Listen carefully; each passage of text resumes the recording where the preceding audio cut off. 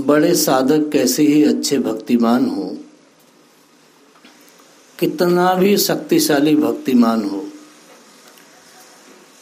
रात दिन भगवान के गुणों का गान करते हों,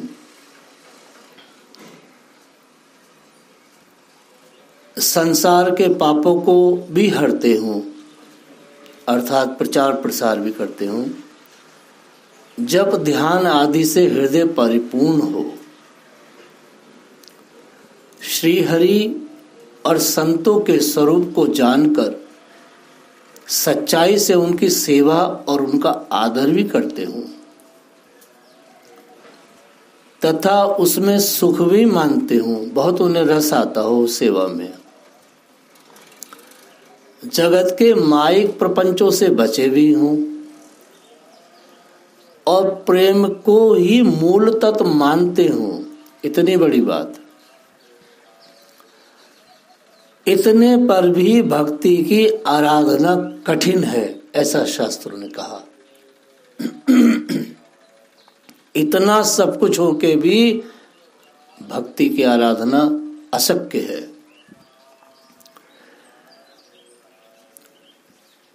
भक्ति की आराधना कोई कैसे कर सकता है? विशुद्ध भक्ति का स्वरूप समझ में नहीं आ सकता किसी के भी। मन कंपित होकर शिथिल हो जाता है, चाहे मस्तक पर सुंदर तिलक, गले में सुंदर बहुत ही सुशोभित हो कंठी, परंतु भक्त माल पाठन श्रवण मनन और निध्यासन किए भक्ति का स्वरूप बहुत दूर है, उसका जानना तो असंभव ही है।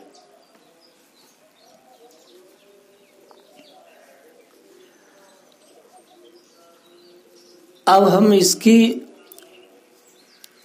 थोड़ी बहुत व्याख्या करेंगे। इसमें कहा, बड़े भक्तिमान निश दिन गुणगान करे, हरे जगत पाप जाप हियो परिपूर हरे। जब 3 प्रकार का होता है, वाचिक, उपांशु और मानस। वाचिक जब बेखरी वाणी से होता है, अर्थात उच्च स्वर से किया जाता है, जैसे हम इस्कॉन के लोग करते हैं, हरे कृष्ण कृष्ण कृष्ण हरे हरे, हरे राम राम राम हरे हरे, ये वाचिक जप है। दूसरे नंबर का उपांशु जप है, जिसमें जिह्वा और ओष्ठ हिलते तो हैं पर शब्द नहीं होता है, अर्थात कोई सुन नहीं सकता आप क्या बोल रहे हैं, इसे उपांशु जप कहते हैं। तीसरा है मानस जप, जिसमें जिह्वा और ओष्ठ भी नहीं हिलते, केवल मन में ही नाम अथवा मंत्र का मनन किया जाता है, उसे मानस जप कहते हैं। इस प्रकार त्रिविध जप का सविधि अनुष्ठान वैष्णव समाज करता है। और ये कहना कि ये बड़ा साधन है, ये छोटा साधन है, इसको कुछ नहीं पता।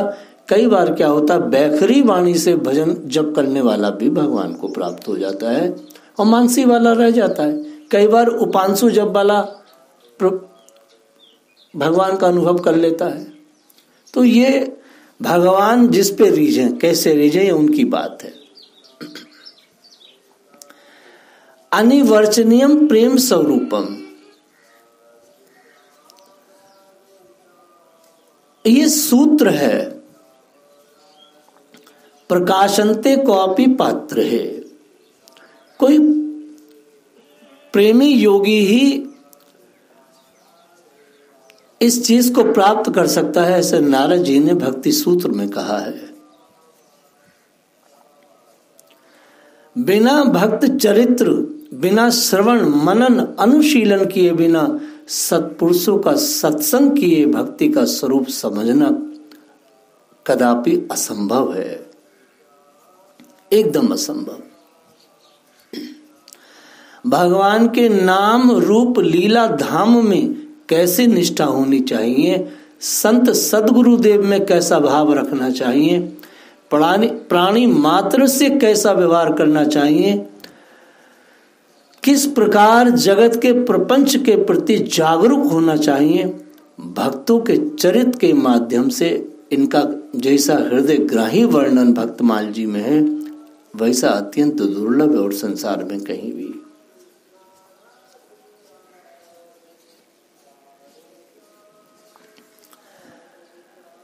भक्तमाल एक बहुत बड़ा प्रशिक्षण दे देती है मनुष्य को। इसमें झूठ सच सब एकदम सामने व्यवहार की दृष्टि से आ जाता है।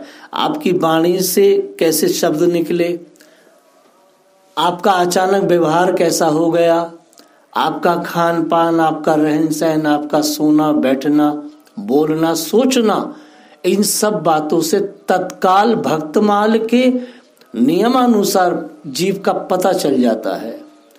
यहाँ तक कि भृगु संहिता और समुद्र शास्त्र और ज्योतिष शास्त्र तो गणित निकाल करके आपका सब कुछ बताएंगे कि आपका क्या है।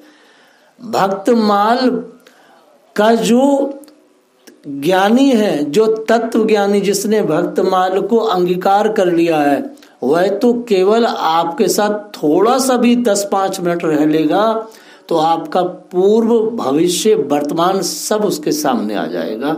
आप कितना कहते रहे, आपका चलना फिरना, सोना बैठना, बोलना, खाना, हंसना, एक एक कार्यकलाप से उस भक्त जो भक्तिमान व्यक्ति है उससे कुछ छुपा नहीं रह सकता। इसलिए भक्तिमान व्यक्ति बहुत बड़ा ताकतवर है, उसके सामने कुछ भी छुप नहीं सकता। एक दृष्टांत हम दे रहे हैं इस बारे में। एक बादशाह था, उसने दम बस झूठ मूठ ये कहना शुरू कर दिया कि मैंने साहब को जान लिया है। दृष्टांत दे रहे हैं हम आपको। मैंने साहब को जान लिया है, मैंने उस बड़े मालिक को समझ लिया है, वे हमसे मिलते जुलते हैं, आदि उनसे हमारी बातें होती हैं। ये सब कह करके वो संतों का और सत्संग का उपेक्षा करता था। लेकिन एक सिद्ध फकीर को ये बात खटकी। उसने विचार किया, इसने कभी संतों का संग नहीं किया, उनकी सेवा नहीं की, उनके चरण रस से अपना अभिषेक नहीं किया, उनका चरित्र कभी पढ़ा सुना नहीं, किसी संत के साथ ये रहा नहीं, संत सेवा इसने कभी नहीं किया, चरित्रों को नहीं पढ़ा, अतः निश्चय ही इसे भक्ति मिली नहीं है, ये ढोंग कर रहा है। इसने कैसे बिना भक्ति पाए भगवान को जान लिया? जानने के ये 2 ही सूत्र हैं। निश्चय ही ये सब बादशाह का दंभाचरण मात्र है। अतः उस फकीर ने उपदेश देने की ठानी। अगर साधु किसी के पीछे लग जाए तो उसका जीवन पलटता ही, इसमें कोई शक ही नहीं। फिर तो बहुत पुरानी बात है। फिर तो उसने क्या किया कि कहीं से भिक्षा मांग के 10 रुपए इकट्ठे किए। बहुत पुरानी बात है, कम से कम 500 वर्षों से पूर्व की बात है ये। एक मोची से 1.25 हाथ लंबा जोड़ा जूता बनवाया, बहुत लंबे जूते जो चलते थे किसी समय, और रात्रि में एक जूता मस्जिद में फेंक दिया। प्रातः झाड़ू लगाने वाले ने देखा कि आकर बादशाह से कहा, बादशाह ने बेचारा इतना बड़ा पाँव का मनुष्य का तो हो नहीं सकता, निश्चय ही साहब का जूता है, अर्थात भगवान का, अल्लाह मियां का जूता है। लगता है साहब ने हमारी बात रख दी है। फिर तो मस्जिद में जाकर जूते को सिर से लगाया और बड़े सम्मान के साथ सिंहासन पर पधरा कर रोज उसका पूजन करता और माथे से लगाता। बिल्कुल वैसे ही जैसे इन मलेच्छों ने मोहम्मद साहब के बाल को अरब से उड़ के आ गया यहाँ पर, और हजरत बल दरगाह कश्मीर में वो बाल रखा रहता है। मतलब कितना बड़ा पाखंड है कटमुल्लों का। मोहम्मद साहब का बाल उड़ के आ गया आंधी में यहाँ, बाप रे बाप, क्या पाखंड है। और रोज उस जूते की वो पूजा करने लगा। पूछने पर कहता कि साहब मुझसे मिलने आए थे, जाते समय जल्दी में एक जूता छूट गया। एक दिन उसने जूते को विमान में सजाकर जुलूस निकाला, जैसे सिया लोग निकालते हैं हुसैन हुसैन, बिल्कुल पाखंड। इधर फकीर भी एक जूते को लाठी में लटकाया आ रहा था उसी जलूस में, लंबा जूता था। बादशाह को देखकर दुहाई दी। रीति है दुहाई देने से बादशाह रुककर फरियाद सुनते हैं। अतः फकीर ने दुहाई का कारण पूछा। फकीर ने कहा, हुजूर मेरा एक जूता खो गया है और सुना है वह आपके पास है।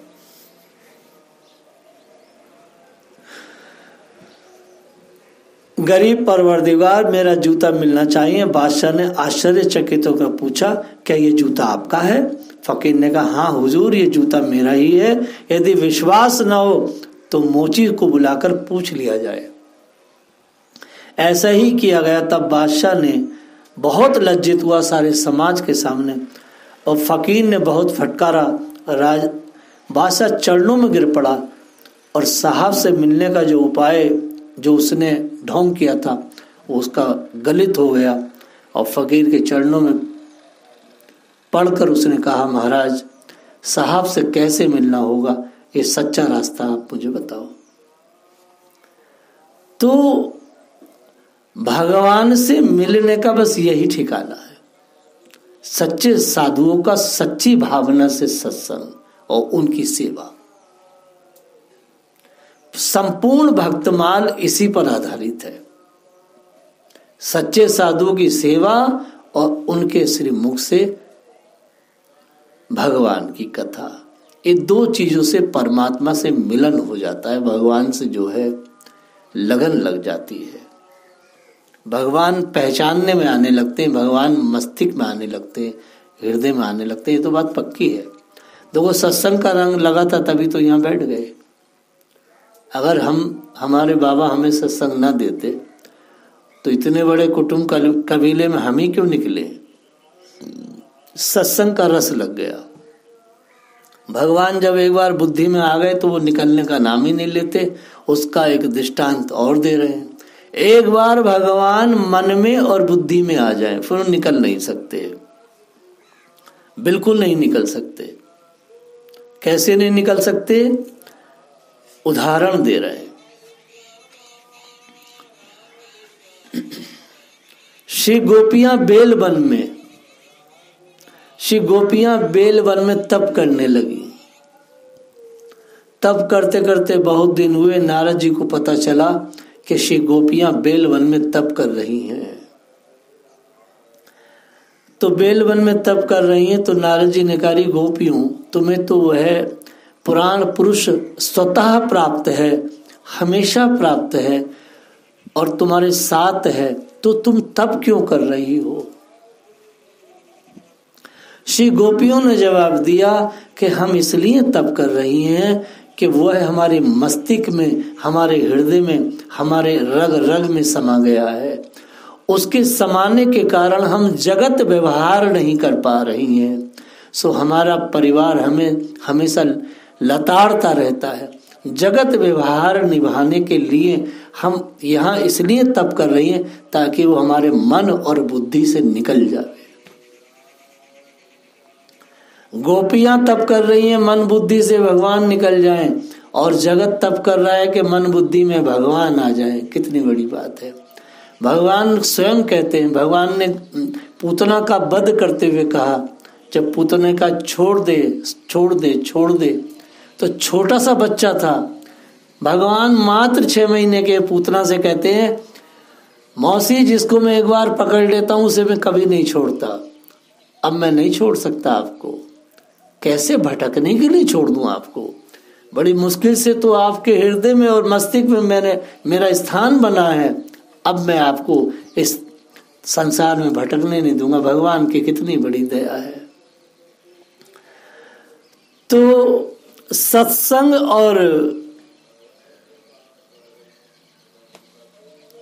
संतों का आश्रय, सच्चे साधुओं का आश्रय, उनकी सेवा से जिस प्रकार भगवान आते हृदय में, किसी भी और चीज से आ नहीं सकते, किसी चीज से नहीं आ सकते।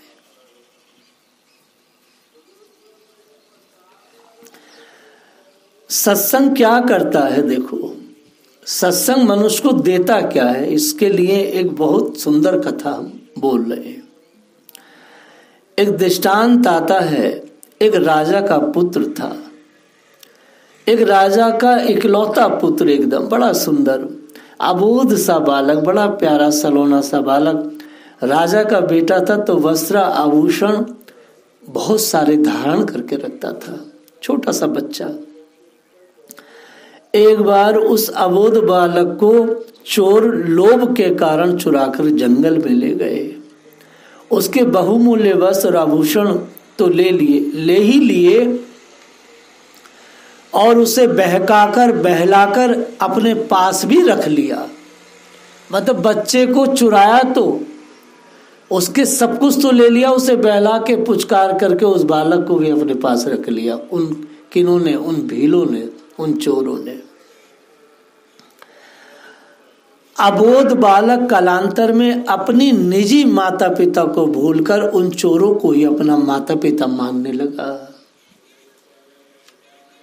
बहुत सुंदर कथा है। इधर राजा ने बहुत खोज करवाई, परंतु कहीं वो बच्चा मिला नहीं। राजा निराश होकर के बैठ गए। बहुत काल बीतने पर राज्य में एक ज्योतिषी आए। राजा ने बड़े ही सम्मान के साथ सभा में उनको बुलाया, उनका स्वागत किया। महाराज से पूछा, सरकार यदि आप ज्योतिष से मेरे पुत्र का कोई पता बताएं तो बड़ी कृपा होगी। ज्योतिषी ने योग लगन आदि के आधार पर गणित करके बताया, आपका पुत्र जीवित है, परंतु वह आप लोगों को भूल गया है, अतः उसका स्वेच्छा से आना मुश्किल है। यदि आप बलपूर्वक ले आवेंगे तो वह पुनः भाग जाएगा। मैं उसे समझा बुझाकर पहले वास्तविकता का बोध करा दूं, फिर आप उसे पुनः प्राप्त कर सकते हैं।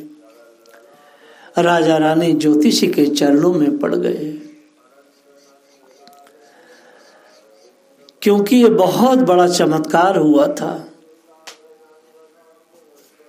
ज्योतिषी राजा से वार्ता करके विदा होकर भीलों के पास पहुंचा और अपने ज्योतिष के चमत्कार से सबको चमत्कृत करते हुए राजकुमार के मन को आकर्षित किया, उस बच्चे को जो राजा का बेटा था। राजकुमार जब एकांत में मिले तो उसे वास्तविकता का परिचय कराया, तो राजकुमार भी अपने माता पिता से मिलने के लिए तड़प उठा और ज्योतिषी के चरणों में पड़ गया। फिर तो ज्योतिषी ने राजा के पास संदेश भेजा और राजा ने आकर भीलों को मारकर अपने पुत्र को पुनः प्राप्त किया। इस प्रकार राजा और राजकुमार के बीच में पड़कर ज्योतिष ने दोनों को मिलवा दिया।